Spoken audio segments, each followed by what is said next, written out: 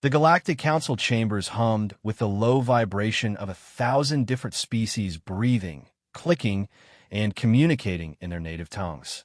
Ambassador Zektar of the Vraxian Empire stood at the podium, his 6 arms gesturing dramatically as holographic displays showed the destruction left in humanity's wake across 12 different star systems. Honored delegates, Zektar's voice resonated through the translation matrix, reaching every being in the vast amphitheater. The humans have become a plague upon our galaxy. In just 50 cycles since their arrival, they have conquered more territory than the mighty Calthran Empire managed in 3 centuries. Murmurs of agreement rippled through the assembly. The Calthran delegate, a towering crystalline being named Shardsinger Vex, rose from her seat. Her form caught the chamber's artificial light and scattered it in brilliant rainbows across the walls. "The Vraxian speaks truth," Vex's harmonic voice chimed. "My people have studied these humans extensively. They possess no natural weapons, no hardened carapaces, no energy manipulation abilities. Yet they wage war with a brutality that defies comprehension."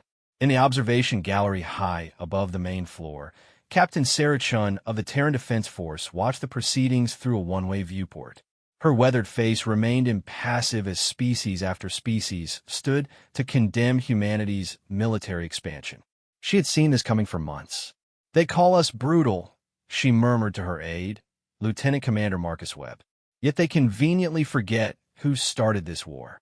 Webb nodded grimly. 3 years ago, humanity had been nothing more than a curiosity to the Galactic Council. The newest species to achieve faster-than-light travel, humans were granted a small territory on the galaxy's outer rim and told to stay there. The Council's member species had been content to ignore the bipedal mammals from the unremarkable yellow star. That changed when the Vraxian Empire decided humanity's 17 colonies contained valuable rare earth minerals. The Vraxians, being one of the Council's founding members, simply filed a territorial claim and began their invasion. They expected the primitive humans to surrender after losing their first colony. Instead, they discovered that humans had a very different concept of warfare than the rest of the galaxy. Down on the Council floor, Fleet Admiral Corinth of the Aquilian hegemony was speaking. His gill slits fluttered with emotion as he described the human tactic of deliberately ramming damaged ships into enemy vessels. "They call it kamikaze," Corinth explained, his webbed hands trembling. "A word from their ancient history. When their ships are disabled, instead of surrendering as any civilized being would, they set course for our vessels and detonate their reactors. They choose death over capture and take as many of us with them as possible." The Thekmorian delegate, a hive-mind entity that appeared as a swirling cloud of metallic particles, pulsed with disturbance. "Our psychological analysis teams cannot comprehend their motivation. Most species view individual survival as the highest priority. Humans appear to value abstract concepts like honor and duty above their own lives." Captain Chin smiled grimly.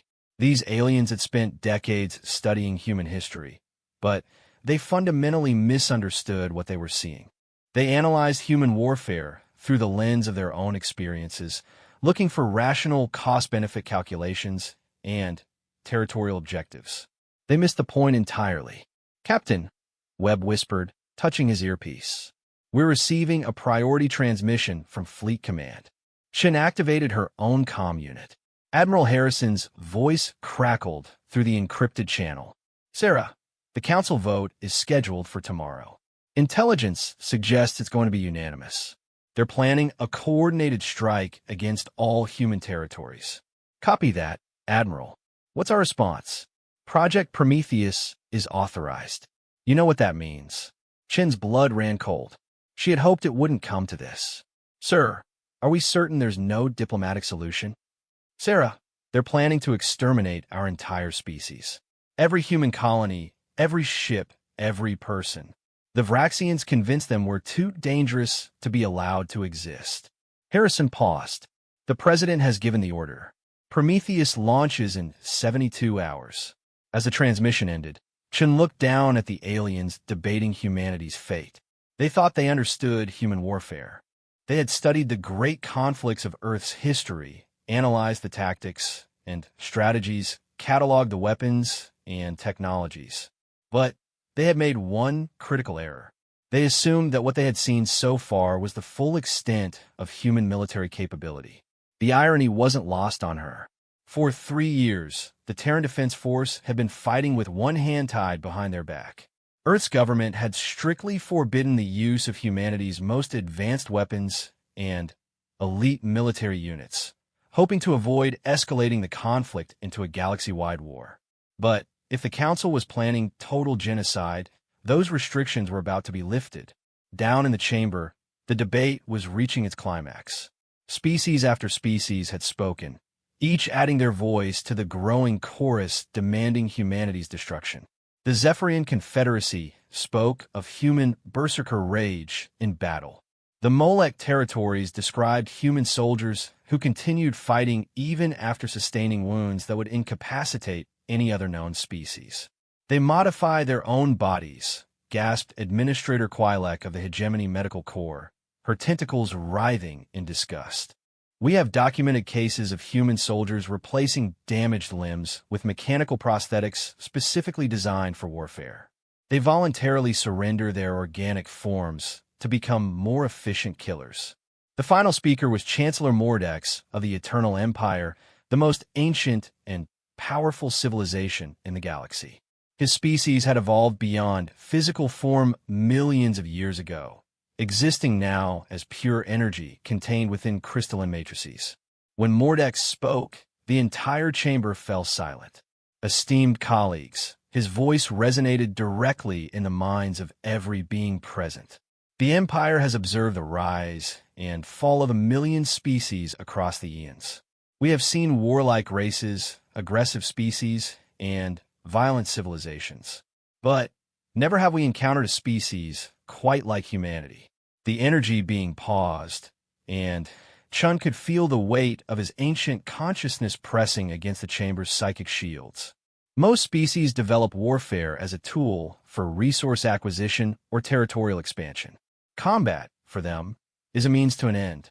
But humans appear to have evolved warfare as an art form unto itself. They do not simply fight to win. They fight to perfect the act of fighting itself. Mordex's form pulsed with what might have been concern.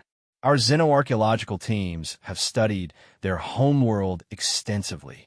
In their brief recorded history, humans have developed over 14,000 distinct methods of killing other humans. They have created weapons designed not just for efficiency, but for psychological impact. They wage war not just with superior technology, but with superior ruthlessness. The chamber erupted in frightened chatter. Captain Chun had to admire the alien's analysis. It wasn't entirely wrong, just incomplete. But perhaps most disturbing, Mordex continued, is what our deep space reconnaissance has revealed about human military organization. The forces we have faced in this conflict represent only a fraction of their true military capability.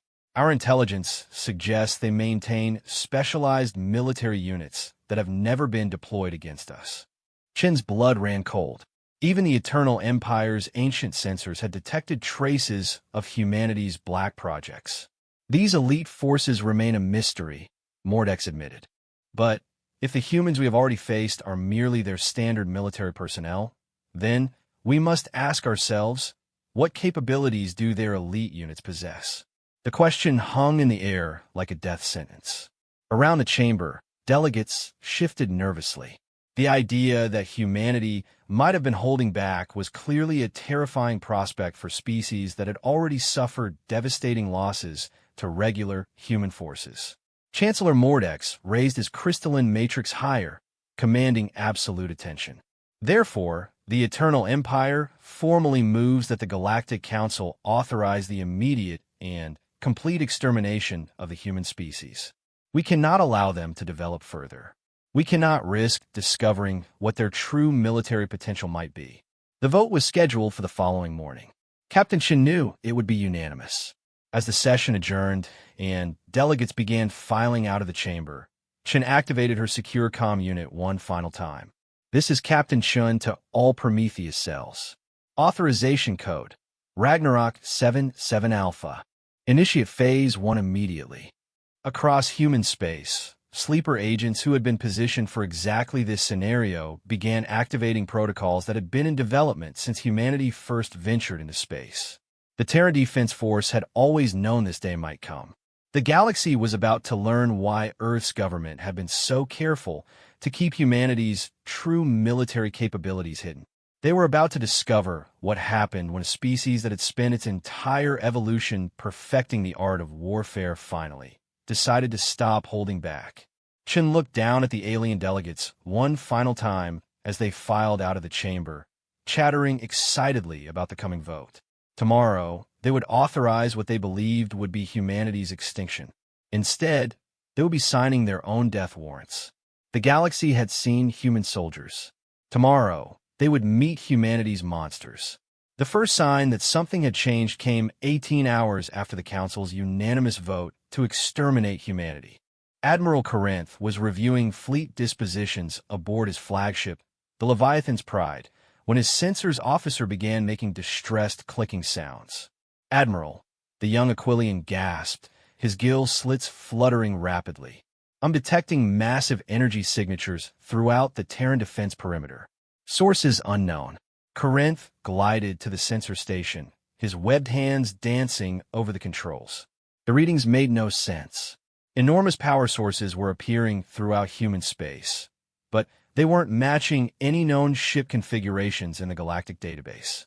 "Are these new vessels?" he asked his intelligence officer. Commander Nix, a pale, jellyfish-like being from the depths of Aquilus Prime, pulsed with uncertainty. "Unknown, Admiral. The energy signatures are unprecedented. Some appear to be emanating from asteroids, others from what our sensors previously identified as space debris. Across the galaxy, similar conversations were taking place in a dozen different fleets. The Vraxian Armada detected power sources emerging from within nebulae where nothing had existed before. The Caltheran crystal ships registered massive gravitational anomalies appearing near their border stations. Even the ancient sensors of the Eternal Empire were picking up readings that defied classification. In the depths of the Terminus asteroid belt, something that had been dormant for 3 years began to stir. What every alien sensor had dismissed as a large metallic asteroid suddenly split open like a flower, revealing a structure that should not have been able to exist.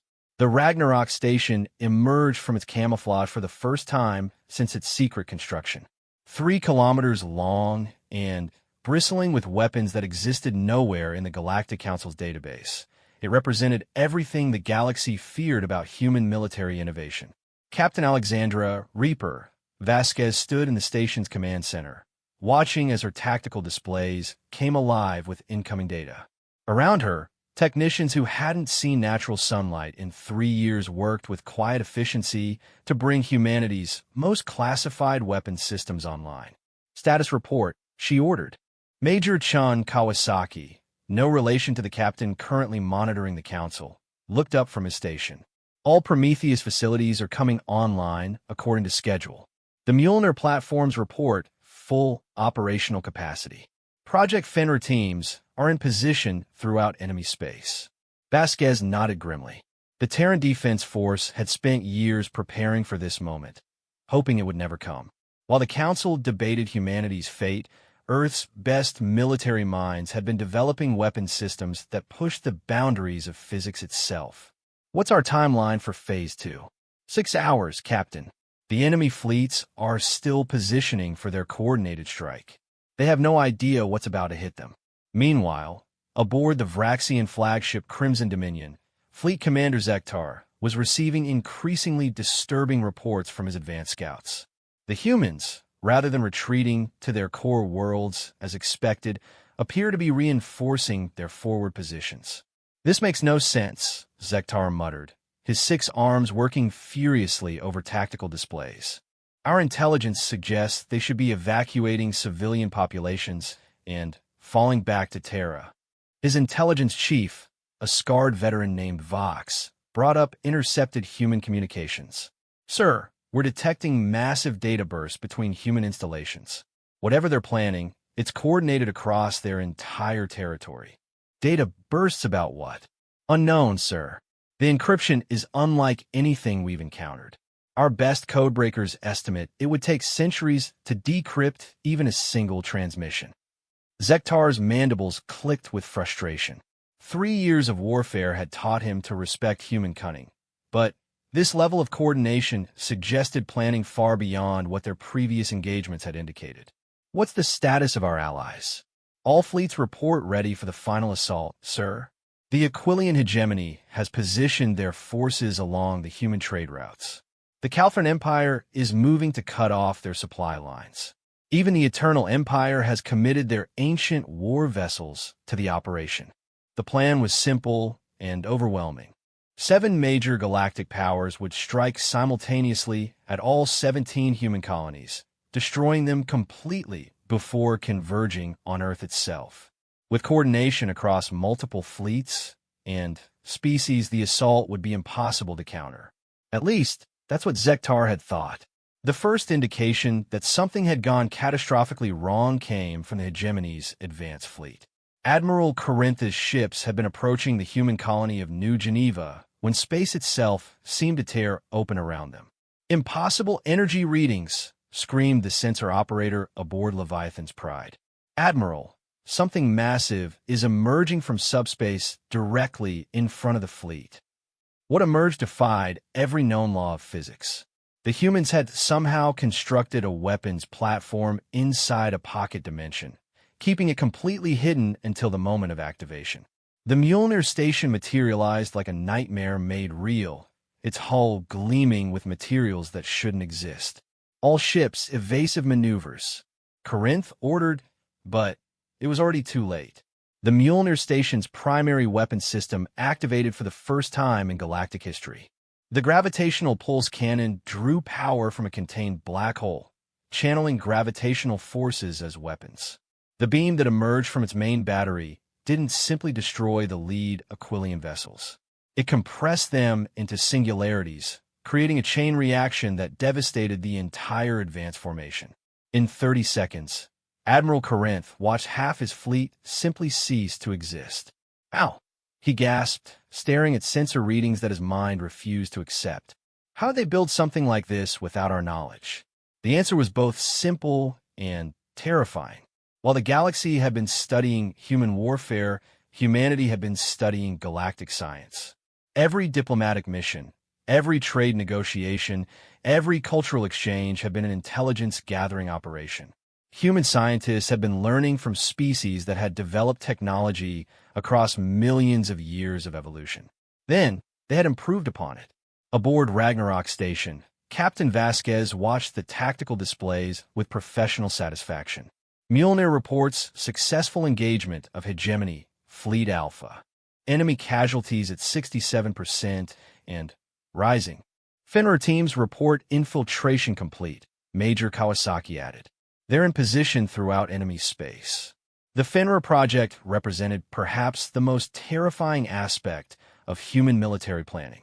While the galaxy's attention had been focused on human fleets and weapons, small teams of elite operatives have been infiltrating every major population center in Council space. They weren't there to gather intelligence. Commander Sarah Mitchell crouched in the maintenance tunnels beneath the Vraxian Empire's primary military command center on Vraxis Prime. Around her, 11 other humans worked with deadly precision to plant devices that would turn the enemy's own infrastructure against them.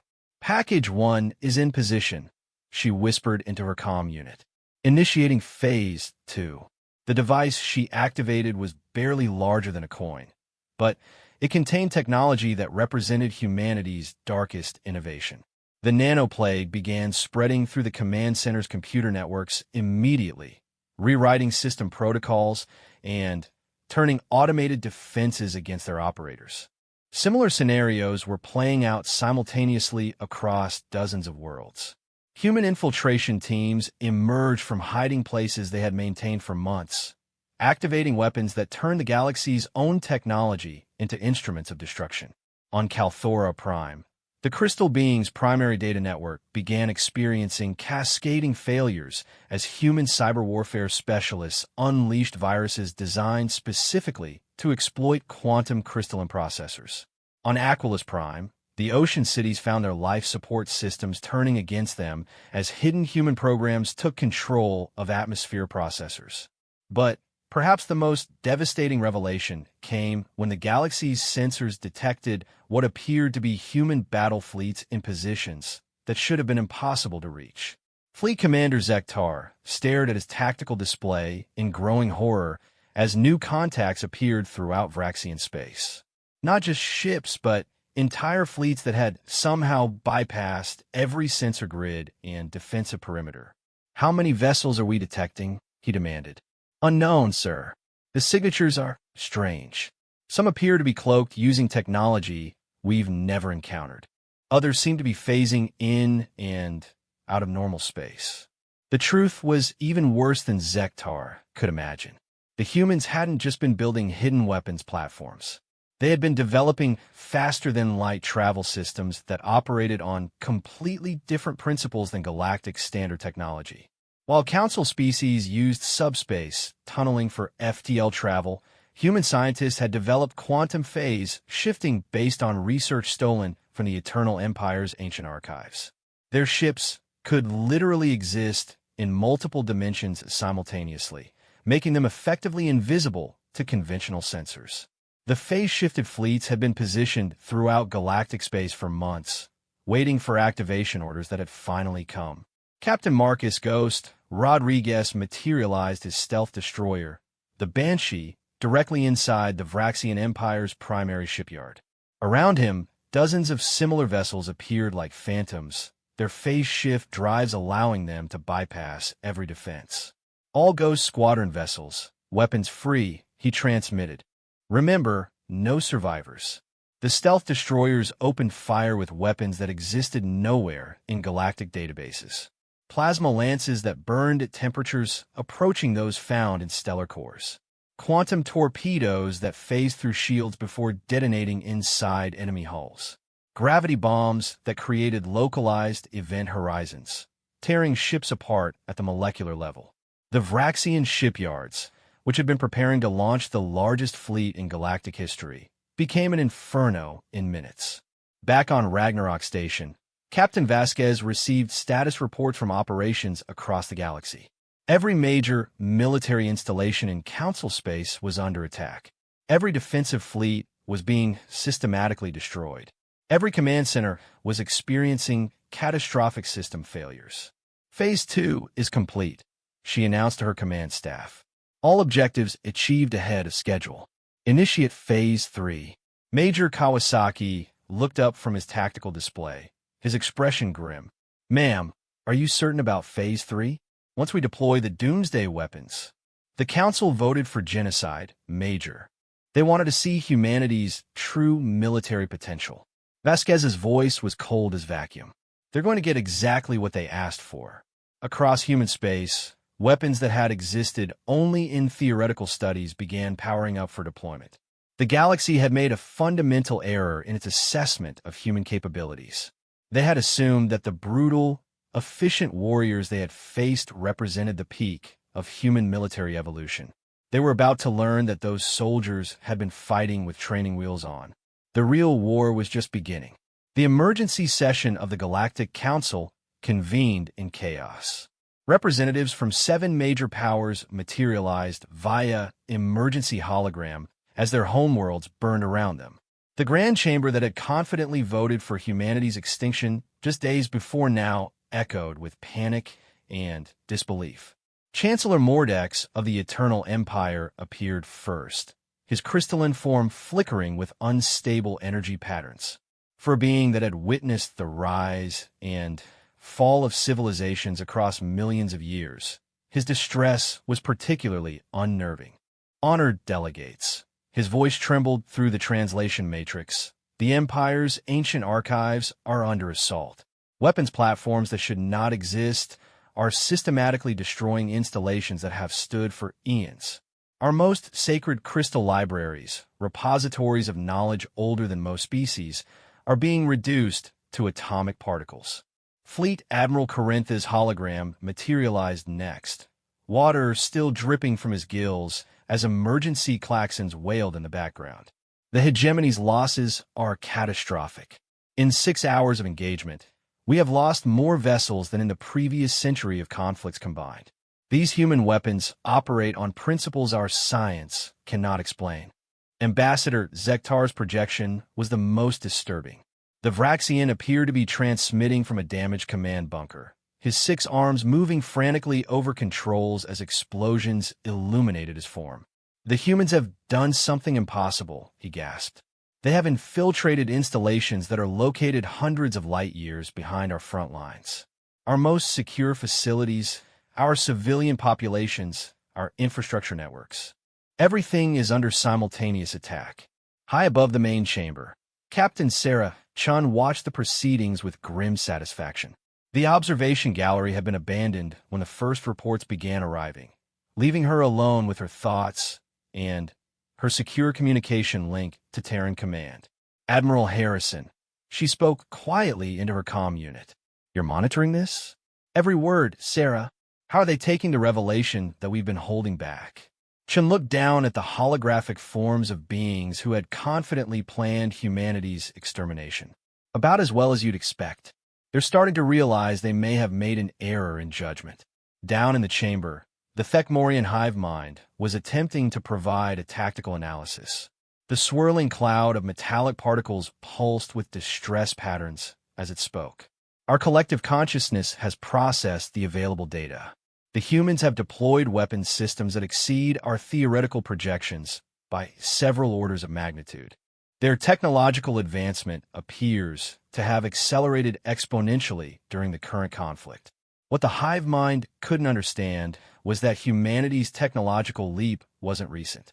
It had begun the moment humans first encountered galactic civilization. While other species saw diplomacy and trade, human scientists saw the greatest intelligence-gathering opportunity in their species' history. Every alien they met, every technology they observed, every scientific principle they learned was immediately analyzed, reverse-engineered, and improved upon.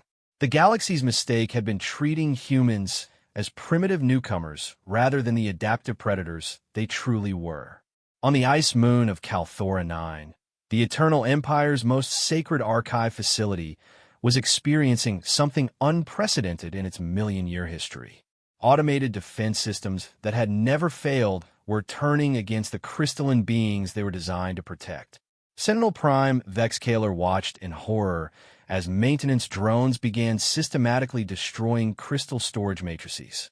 Each matrix contained the accumulated knowledge of entire civilizations, irreplaceable cultural and scientific treasures that represented millions of years of galactic development. "How do they infiltrate our systems?" she chimed in harmonics of pure despair. The security protocols were encoded in quantum crystal formations that required telepathic interface. No non-crystalline being should be able to access them. The answer was standing in the facility's central chamber, although Vexcaler couldn't see her. Lieutenant Commander Elena Vasquez, Captain Vasquez's younger sister, had been surgically implanted with biomechanical interfaces that allowed her to mimic crystalline telepathic patterns. The operation had taken months and carried significant risks, but it had allowed her to infiltrate the galaxy's most secure facility. "Package delivered," she whispered into her quantum communicator. "Archive systems are compromised. Initiating data extraction." Elena wasn't just destroying the Eternal Empire's knowledge. She was copying it. Every scientific breakthrough, every technological innovation, every piece of information accumulated across the eons was being transmitted to hidden human data storage facilities. Humanity wasn't just winning a war. They were conducting the greatest intellectual theft in galactic history. Meanwhile, in the Aquilian home system, Admiral Corinth was witnessing the systematic destruction of his civilization's military infrastructure. The ocean world of Aquilus Prime was protected by defensive networks that had been considered impregnable, based on underwater installations that could be accessed only by species capable of surviving in crushing depths. Those defenses were now turning against their creators. Admiral, his communications officer called out, her voice distorted by the water-filled command center's acoustics. We're receiving reports of sabotage from all primary installations. Somehow, the humans have accessed our deepest facilities. Corintha's gills fluttered in disbelief. That's impossible. Those installations are located at oceanic depths that would crush any air-breathing species. The pressure alone would kill them instantly. What Corinth didn't know was that humanity had developed something the galaxy had never encountered. Soldiers who had voluntarily surrendered their biological forms entirely. Technical Sergeant David Kim existed now as a consciousness uploaded into a mechanical body specifically designed for this mission. His cybernetic form could survive in the crushing depths of Aquilus Prime's oceans, interface directly with alien computer systems, and operate for months without any biological support. He was no longer human in any traditional sense, but he remained loyal to humanity's cause. Aquilian defense grid is neutralized. He transmitted through quantum channels. Beginning Phase 4 operations. Phase 4 was perhaps the most psychologically devastating aspect of the human assault. While the galaxy's attention was focused on their military losses, humanity was implementing something far more insidious. On thousands of worlds across dozens of systems, human infiltration teams were activating cultural warfare protocols. The same networks they had used to disseminate military viruses were now broadcasting psychological operations designed to destroy social cohesion within enemy populations.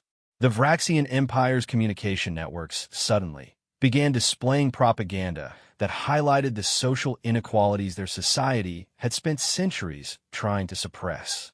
Historical footage of Vraxian wars showed their leadership's incompetence in stark detail. Economic data revealed corruption that went to the highest levels of government. On Caltheran worlds, the crystalline beings found their harmonic communication frequencies jammed and replaced with discordant patterns that caused physical pain. Their society, based on perfect musical harmony, began experiencing civil unrest as citizens could no longer communicate effectively. The Aquilian hegemony discovered that their carefully controlled information networks were broadcasting evidence of ecological disasters their government had hidden from the population. Ocean cities that had believed their environment was pristine learned they were living in contaminated water that their leaders had poisoned through industrial neglect. Back in the council chamber, the full scope of humanity's assault was becoming clear to the assembled delegates. They're not just attacking our military forces, Admiral Corinth reported, his voice hollow with despair. They're systematically destroying the foundations of our civilizations. Our governments, our economies, our social structures. Everything is under attack simultaneously. Chancellor Mordex's ancient consciousness struggled to process what he was witnessing. In all our eons of existence, we have never encountered a species capable of such comprehensive warfare. They are not simply seeking victory. They are seeking total dominion. The truth was even more disturbing. Humanity wasn't seeking dominion.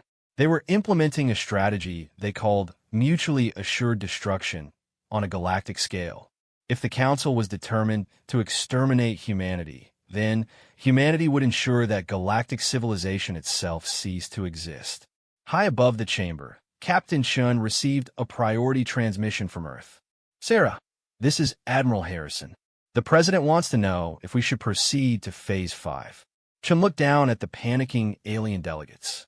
Phase 5 was the deployment of humanity's ultimate weapons, technologies so destructive they could potentially sterilize entire star systems. Once activated, there would be no possibility of negotiation or surrender. What's the status of enemy forces? She asked. Military resistance has collapsed across all fronts. Their fleets are either destroyed or in full retreat. Government installations are experiencing total system failures. But, Sarah, if we deploy Phase 5 weapons, I understand the implications, Admiral, but they voted for genocide. Every single species down there agreed that humanity should be exterminated. Chin watched as Chancellor Mordex attempted to maintain order in the chamber. The ancient being was trying to coordinate a response to an assault that exceeded anything in galactic history. "Admiral," Chun said quietly, "remind me what our intelligence estimates were for human casualties if their original plan had succeeded." Total. They were planning complete extermination. Every man, woman, and child in human space. Chun nodded grimly. "Then, they've earned what's coming. Authorize Phase 5. Down in the chamber, the aliens continued their frantic discussions, unaware that they had just crossed a line from which there could be no return. They had assumed that their vote for human extermination would be the end of the matter. Instead, it had been the beginning of a demonstration of what happened when humanity stopped pretending to be civilized. The galaxy was about to learn why Earth's government had been so careful to keep its military capabilities hidden. They were about to discover what true human warfare looked like when conducted without restraint, without mercy, and without the limitations that had previously kept humanity's darkest innovations locked away. The vote for genocide had been unanimous. Humanity's response would be absolute. The deployment of Phase 5 began with a whisper across the galaxy. No explosions, no dramatic displays of power, just a subtle shift in the quantum field that most beings couldn't even detect. But within hours, the effects became impossible to ignore. On the industrial world of Mechanicus Prime, the Thekmorian hive mind was the first to understand what humanity had unleashed. The collective consciousness that had existed for millennia as a swarm of connected metallic particles began experiencing something unprecedented: individual thoughts. Unit designation Theta-77 requesting. The particle beings struggled with concepts that had no meaning in hive mind society. Requesting personal autonomy. Across the planet, similar scenes played out as the quantum field manipulations humanity had deployed began affecting the psychic bonds that held the Thekmorian collective together. Billions of individual minds that had never experienced independent thought suddenly found themselves alone with their own consciousness. The hive mind civilization began tearing itself apart as individual particles, experiencing emotions like fear and loneliness for the first time, fled from the collective structures they had called home for eons. In the deep archives beneath Terra's surface, Dr. Elizabeth Chun, Captain Chen's sister and lead researcher for Project Pandora, monitored the quantum field deployment from her secure laboratory. Phase 5 deployment is proceeding according to parameters, she reported to the assembled team of scientists and military officers. Quantum consciousness disruptors are affecting all non-human telepathic networks within the designated radius. General Harrison, who had joined the briefing via secure connection from Mars Command, asked the question that weighed on everyone's minds. "Doctor, remind us of the projected scope of these effects." Dr. Chen's expression was grim as she consulted her research data. The consciousness disruptors will affect any species that relies on psychic or quantum-based neural networks. That includes approximately 67% of known galactic civilizations. Estimated casualties range from total societal collapse to complete extinction, depending on each species' dependence on collective consciousness. The room fell silent as the implications sank in. Humanity was implementing weapons that could destroy civilizations without firing a single shot, simply by severing the psychic bonds that held them together. Meanwhile, on the crystal homeworld of Kalthora Prime, Shardsinger Vex was experiencing her own version of the apocalypse. The crystalline beings communicated through harmonic resonances that created shared consciousness networks spanning entire continents. As humanity's quantum disruptors spread through their world, those harmonies began falling silent. The song is ending. Vex chimed in frequencies of pure despair. 10 million years of unbroken harmony, and the song is ending. Around her, crystal spires that had rung with perfect musical tones for eons began falling silent as the quantum disruption severed the psychic connections between individual Kalthorans. Without the harmonic networks that provided the foundation of their civilization, the crystalline beings found themselves trapped in isolation, unable to communicate or coordinate even basic functions. Their cities, which operated through collective harmonic control, began shutting down as the consciousness networks that managed them collapsed. Life support systems failed. Transportation grids went offline. The infrastructure of an entire civilization ground to a halt as billions of individual minds suddenly found themselves cut off from the collective intelligence that had sustained them. But the quantum weapons were only the beginning of Phase 5. In a hidden facility designated Olympus Station, Colonel Sarah Martinez was preparing to deploy humanity's most carefully guarded secret, the Trojan Horse Protocol. For 3 years, human diplomatic missions had been establishing embassies on major worlds throughout galactic space. These embassies had been staffed with carefully selected personnel who underwent extensive genetic and cybernetic modification to appear as ordinary human diplomats. They weren't diplomats. They were walking biological weapons factories. Olympus Station to all Trojan Horse operatives, Colonel Martinez transmitted through quantum channels. Authorization code Lazarus. Initiate biological countermeasures. Across the galaxy, human diplomats began releasing carefully engineered pathogens into the atmospheres of major population centers. These weren't traditional biological weapons designed to kill quickly and obviously. They were subtle genetic warfare agents that had been tailored to each specific alien species. On Vraxis Prime, Ambassador Thomas Park walked calmly through the capital city's central plaza, his modified respiratory system releasing engineered viruses into the air with every breath. The pathogens were designed to target the Vraxians' unique six-armed physiology, causing progressive paralysis that would leave them helpless, but alive. Humanity wanted survivors to witness what they had unleashed. On Aquilus Prime, Ambassador Maria Santos dove into the planet's vast oceans, her gills modified to process alien water, while simultaneously releasing genetic modifiers that would affect the Aquilians' ability to process oxygen from water. Within days, the ocean-dwelling species would begin experiencing respiratory failures that would force them to surface, gasping for air they couldn't properly breathe. The biological warfare campaign was perfectly coordinated. Each pathogen had been designed to cause maximum suffering while ensuring that enough of each species survived to spread the modified genetic code to future generations. Humanity wasn't just waging war on the current galactic civilization. They were ensuring that any future generations would be born crippled and dependent. In the Eternal Empire's central command matrix, Chancellor Mordex experienced something that should have been impossible for a being of pure energy: physical pain. The quantum disruptors were affecting even his ancient consciousness, causing fluctuations in the crystalline matrices that contained his essence. Impossible, he transmitted through failing communication networks. Our species evolved beyond biological form eons ago. How are they affecting pure energy consciousness? The answer lay in humanity's theft of the Empire's own archives. Dr. Chen's research team had studied the ancient civilization's technology for months, learning how energy-based consciousness functioned.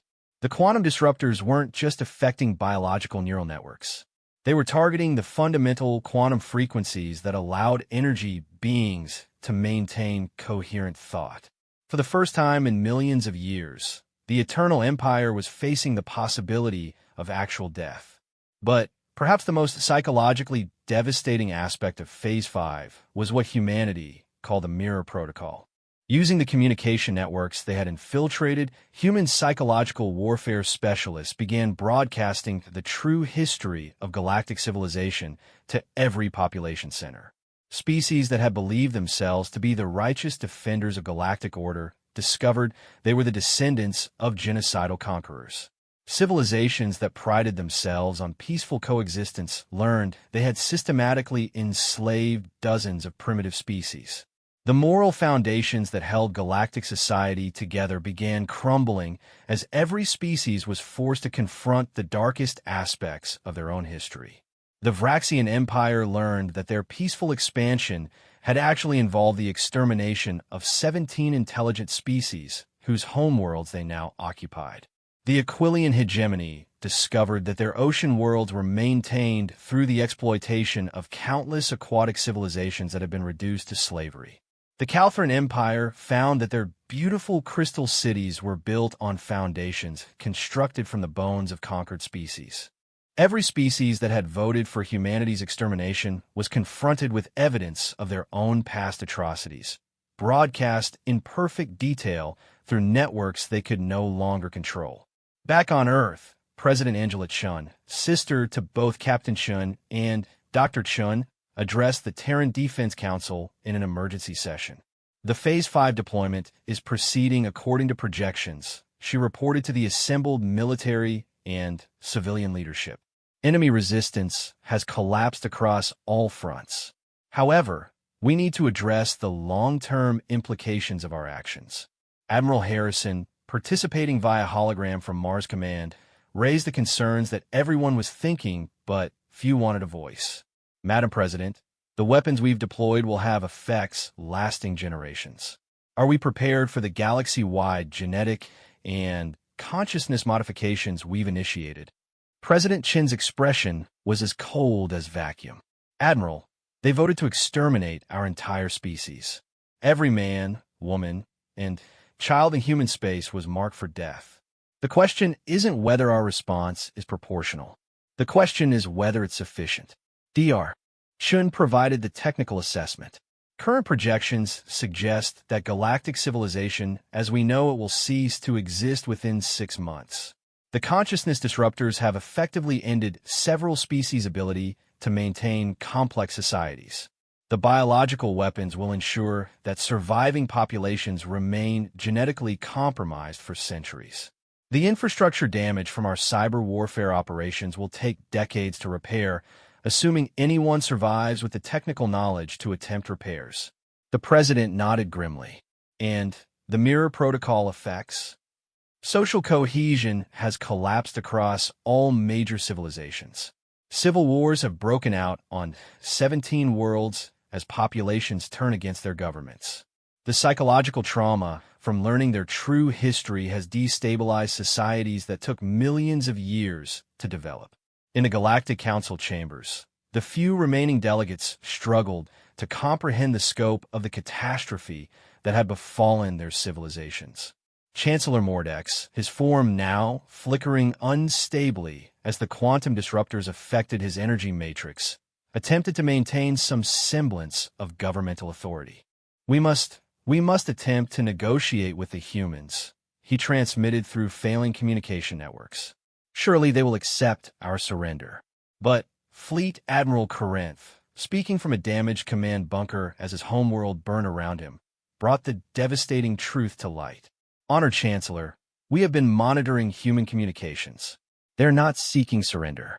They are not seeking negotiation. They're implementing what their language describes as total war. Their objective is not victory. It is the complete eradication of our ability to threaten them ever again. The truth was even more absolute than the Admiral realized. Humanity had learned from galactic history. Every species in the Council had, at some point in their development, faced similar existential threats. Most had negotiated, compromised, and allowed their enemies to survive diminished but intact. Humanity had studied those conflicts and learned a different lesson. They had learned that when facing an enemy committed to your total extermination, the only rational response was to ensure that enemy could never threaten you again. Phase 5 was nearing completion. Across the galaxy, the foundations of civilization were crumbling under the weight of weapons that attacked not just military targets, but the very concepts of consciousness, biology, and social structure that made complex societies possible. The species that had confidently voted for humanity's extinction were learning what it meant to face a predator species that had spent millions of years perfecting the art of warfare. And humanity wasn't finished yet. 6 months after the Galactic Council's vote for human extermination, Captain Sarah Chun stood in the ruins of what had once been the galaxy's most prestigious governing body. The grand chambers where dozens of species had once debated the fate of civilizations now echoed with the footsteps of human soldiers conducting final security sweeps. The irony wasn't lost on her. The aliens had gathered in this very hall to plan humanity's complete destruction. Now she walked among the empty seats, where beings who had considered themselves humanity's superiors had made the last decision of their civilization's existence. Captain, Lieutenant Commander Webb approached with a datapad containing the final casualty reports. The assessment teams have completed their analysis. Chun accepted the report, though she already knew what it would contain. The Phase 5 deployment had been more effective than even their most optimistic projections. What's the final count, Marcus? The Thekmorian Collective has suffered complete societal collapse. Individual consciousness exposure has resulted in a 97% psychological casualty rate. The remaining 3% have formed primitive tribal structures and appear to have reverted to pre-technological development levels. Chen nodded grimly. The hive mind species that had existed as a collective consciousness for millions of years had been reduced to scattered individuals who barely understood how to care for themselves without the guidance of the collective. The Vraxian Empire? She asked. Biological warfare deployment was 100% effective. Progressive paralysis has affected 93% of the population. The remaining 7% are experiencing severe respiratory difficulties that will likely prove fatal within the next 6 months. Government structure has completely collapsed. The proud 6 armed warriors who had initiated humanity's persecution were now helpless invalids, dependent on automated systems for basic survival. Even those systems were failing as the cyber warfare viruses continued to spread through their infrastructure networks. And the Eternal Empire? Webb consulted his datapad with something resembling awe. This is perhaps the most remarkable result, Captain. A species that had achieved pure energy consciousness and existed for millions of years has suffered what our xenopsychologists can only describe as forced mortality. The quantum disruptors have destabilized their energy matrices to the point where they're experiencing something analogous to aging and death. Chen looked out through the chamber's massive viewport at the space that had once bustled with diplomatic vessels from across the galaxy. Now only human ships moved through the void, their crews conducting salvage operations and establishing monitoring stations. Any word from the Aquilian hegemony? Complete ecosystem collapse. The genetic warfare agents have affected not just the Aquilians themselves, but the entire oceanic biosphere they depended upon. Their water worlds are becoming uninhabitable. The few survivors are attempting to adapt to land-based existence, but their physiology isn't designed for it. The ocean-dwelling species that had once controlled vast underwater cities now struggled to survive on the surfaces of their own worlds, gasping in atmospheres their bodies couldn't properly process. Captain Chun activated her secure communicator and connected to Earth Command. This is Captain Chun reporting final Phase 5 results to President Chun. "I'm here, Sarah," came the familiar voice of her sister. "What's the status?" "Mission parameters have been exceeded. All 7 major galactic powers have suffered catastrophic societal collapse. Estimated time to technological recovery ranges from several centuries to never. The galaxy poses no further threat to human expansion." There was a long pause before the president responded. "And the cost to humanity? Minimal combalos. Total human casualties from the entire conflict. 437 military personnel. Civilian casualties, 0. The numbers were almost obscene in their disproportion. Humanity had effectively ended galactic civilization while suffering fewer casualties than a typical industrial accident. Sarah, I need to ask you something, and I need you to answer honestly. Do you believe we went too far?" Captain Chun looked around the empty council chambers, considering the question that had been weighing on her conscience for months. The galaxy's species had voted unanimously for humanity's complete extermination. Every man, woman, and child in human space had been marked for death. But the weapons humanity had deployed in response would affect alien populations for generations. Madam President, they weren't planning to leave survivors. They weren't planning to show mercy. They voted for genocide, and they had the military capability to carry it out. If we had lost this conflict, humanity would have ceased to exist. That's not what I asked, Sarah. Chun closed her eyes, thinking of the children on distant worlds who would be born genetically compromised because of humanity's biological warfare campaigns. She thought of the Thekmorian individuals dying alone because they had never learned to exist without the collective. She thought of the ancient consciousness of Chancellor Mordex, slowly fading into oblivion after millions of years of existence. No, Madam President, I don't believe we went too far. I believe we did exactly what any species would do when faced with extinction. The difference is that we were better at it than anyone expected. President Chin's voice carried a weight that suggested she had been struggling with the same questions. The other governments are asking what we plan to do next. The European Federation wants to know if we're planning to establish human colonies in the abandoned territories. The Asian Alliance is concerned about long-term galactic stability. The African Union is proposing humanitarian aid for surviving alien populations. What do you want to do, Angela? I want to ensure that humanity never faces an existential threat like this again. But I also want to understand what we've become in the process. Captain Chin understood her sister's dilemma. Humanity had won the most decisive victory in galactic history, but they had done so by deploying weapons that challenged the very notion of civilized warfare. They had proven themselves capable of systematic, galaxy-wide destruction implemented with scientific precision and moral detachment. The intelligence teams have completed their analysis of captured alien archives, Chen reported. We now have access to millions of years of accumulated scientific knowledge from dozens of species. Our technological capabilities have advanced by centuries in a matter of months. And the psychological profiles of our own personnel? Chen hesitated. That was perhaps the most disturbing aspect of humanity's victory. The soldiers and scientists who had planned and executed the Phase 5 deployment showed no signs of trauma or moral conflict. They had systematically destroyed entire civilizations with the same professional detachment they might have shown while performing routine maintenance on equipment. Our people adapted to total warfare more easily than anticipated. The psychological evaluation teams report that human military personnel view the campaign as a successful completion of assigned objectives. There's minimal emotional distress and no requests for medical intervention. What Shin didn't say was that this lack of psychological impact was perhaps more frightening than any weapon humanity had deployed.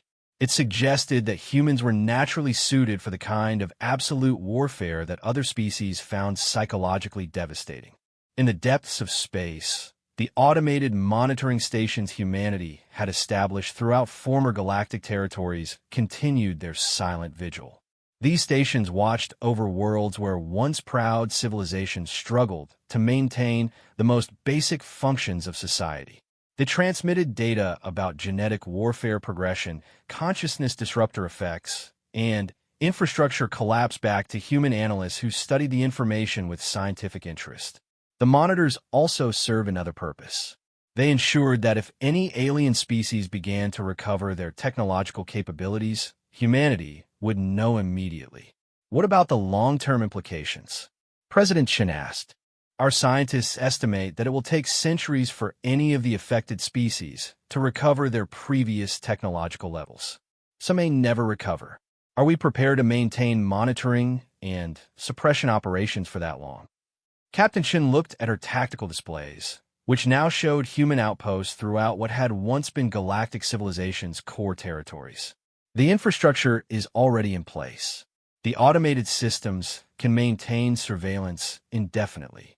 If any species begins developing technologies that could threaten human interests, the suppression protocols can be reactivated remotely. So we've essentially appointed ourselves as galactic overseers. We've ensured our survival, Madam President. The galaxy proved it was willing to commit genocide to prevent human expansion. We've simply reversed the equation.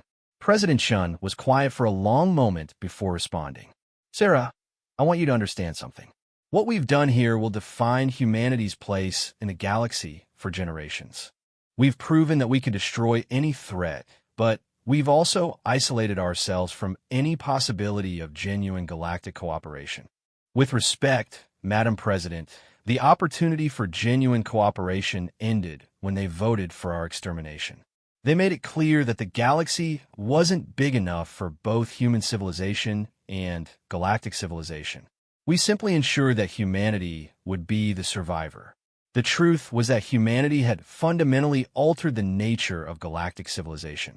Where once dozens of species had coexisted in a complex web of alliances and conflicts, now there was only humanity and the scattered remnants of former powers struggling to survive. But perhaps most significantly, humanity had demonstrated capabilities that redefined the upper limits of what species could achieve through military technology. The weapon systems they had deployed were so far beyond galactic norms that future historians would likely mark the conflict as the beginning of a new era in the galaxy's development. Any final recommendations for the Council of Earth? President Shin asked. Captain Shin looked out at the stars that now belonged to humanity's sphere of influence. Continue monitoring operations, maintain technological suppression protocols, and prepare for the possibility that other galaxies might have similar civilizations that could pose future threats. You're suggesting we expand beyond this galaxy? I'm suggesting we apply the lessons we've learned here, Madam President. The universe is vast, and we don't know what other species might be out there. But we've proven that humanity can survive and thrive in any environment against any odds. As the transmission ended, Captain Shin remained alone in the abandoned council chambers. The species that had once debated humanity's fate would never threaten anyone again. Their civilizations lay in ruins, their populations scattered and broken, their technologies rendered useless by human cyber warfare. But humanity had gained something far more valuable than mere victory. They had gained the knowledge, technology, and, most importantly, the absolute certainty that they could face any threat and emerge triumphant. The galaxy had wanted to see what humanity was truly capable of when pushed to the brink of extinction. They had found out, and the universe would never be the same.